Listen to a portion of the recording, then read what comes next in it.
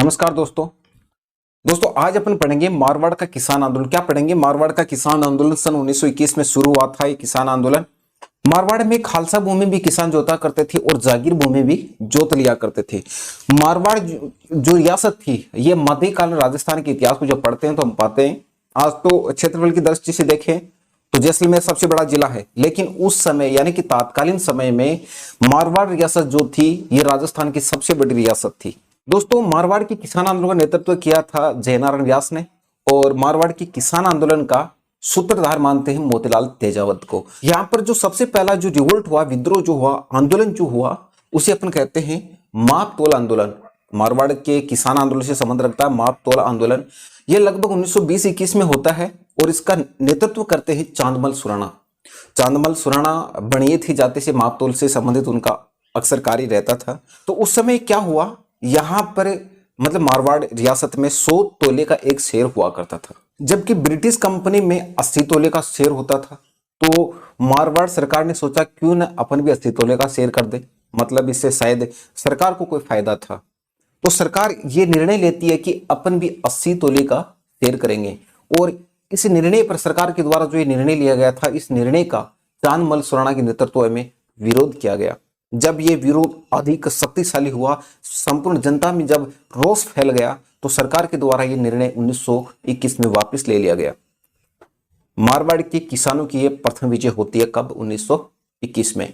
मारवाड़ के किसान आंदोलन की दूसरी घटना, मारवाड़ से मादा पशुओं के निष्कासन का विरोध। मारवाड़ से मादा पशुओं का निष्कासन किया जा रहा था सरकार के द्वारा और इसका यहाँ के किसानों ने विरोध किया। 1924 तक चला ये। यहां पर समस्या किसानों ने बताया कि अगर यहां पर यानी कि मारवाड़ में यानी कि जोधपुर की भूमि में अगर मादा पशु नहीं रहेंगे, जन्म देने वाली नहीं रहेगी, तो फिर बैल कहां से आएंगे? गायों को मानो कि निकाल दिया तो फिर बैल कहां से आएंगे? खेती कैसे जोतेंगे? समस्या है कि नहीं? दूध कैसे आएगा? समस्या है कि नहीं? मांस का व्यापार कैसे हो सकता है? फिर पशुपालन कैसे हो सकता है? फिर मतलब इसका किसानों ने विरोध किया। कब? 1922 से 24 तक। जब किसानों ने इसका विरोध किया तो माना जाता है कि सरकार के द्वारा यह फैसला वापस ले लिया गया और ये मारवाड़ के किसानों की दूसरी विजय हो जाती है। कब? 1924 में। उसके बाद यहाँ की तीसरी घटना, 1929 में मारवाड़ में मारवाड़ लोक परिषद की स्थापना की गई। कब की गई? 1929 में। याद रहे, क्वेश्चन पूछा जा चुका है।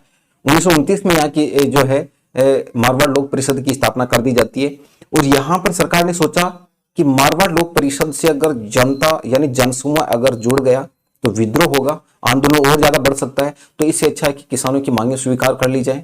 तो यहां पर माना जाता है कि 1929 में किसानों की मांगे स्वीकार करते हुए 136 प्रकार की यहां से लागबाग या कर वसूले जाते थे, जिनमें से 119 माफ कर दिए गए। और जयनारायण व्यास के प्रयासों से गांधी जी की हरिजन समाचार पत्र में यहाँ की किसानों की जो स्थिति थी उसका चित्रण किया गया। अब अपन पढ़ते हैं मारवाड़ के किसान आंदोलन की सबसे महत्वपूर्ण जो घटना थी, अति महत्वपूर्ण, लगभग एग्जाम में हावी रहती है। कौन सी घटना? डाबरा हत्याकांड। कब हुआ? 13 मार्च 1947 को। आजादी के समय हुआ। आजादी के समय हुआ ये। उस समय क्या हुआ, एक तो ये देखो, ये ध्यान में रखो, डाबरा और डाबी दोनों में अंतर है। डाबी बूंदी के किसान आंदोलन से संबंध रखती है, डाबरा मारवाड़ के किसान आंदोलन से संबंध रखता है। यहाँ पर ये जो है थोड़ा सा शब्द जो है लगभग सेम से, डाबड़ा डाबी डाबड़ा डाबी। हो सकता है कि इधर की उधर हो जाए, तो कंफ्यूज नहीं होना है यहाँ पर। एक तो ये भी ध्यान में रखें कि डाबड़ा वर्तमान में डिडवाना नागौर में पड़ता है। तत्कालीन समय में मारवाड़ रियासत में था, एक बात अलग है, लेकिन वर्तमान की स्थिति पूछ ली जाए तो ये कहां पर है? डिडवाना नागौर में। यहाँ पर घटना क्या हुई, मथुरा दास माथुर के द्वारा यहाँ पर मारवाड़ लोक परिषद और मारवाड़ किसान सभा के संयुक्त सम्मेलन का आयोजन किया जा रहा था। इस सम्मेलन में और भी कई राष्ट्रवादी या किसान नेता शामिल थे, जिनमें प्रमुख थे जयनारायण व्यास, पन्नालाल चौधरी, रुघाराम चौधरी, रामराम चौधरी, चुनीलाल, राधाकृष्ण आदि किसान नेता एक जलसे के रूप में इस सभा में भाग लेने के लिए जा रहे थे। लेकिन जब इसकी सूचना डाबड़ा के ठाकुर को मिली तो वह अपने लोगों को भेजकर इन लोगों पर हमला करवा देता है। माना जाता है कि यह हमला लाठियों, तलवारों और बंदूकों से किया जाता है, जिससे यहां पर कई लोगों की मृत्यु हो जाती है। और यहाँ पर पन्नाराम चौधरी जो था, यहाँ पर जो चोटग्रस्त हुए इस हमले में, उनको अपने घर में इसने शरण दे दी थी। तो यहाँ पर माना जाता है कि उन लोगों के द्वारा इसके घर पर भी हमला किया गया और उसका एक पुत्र था जिसका नाम था मोतीराम, उसको मार दिया गया और उसकी पत्नी की दोनों टांगें काट दी गई थी। ये था डाबड़ा हत्याकांड।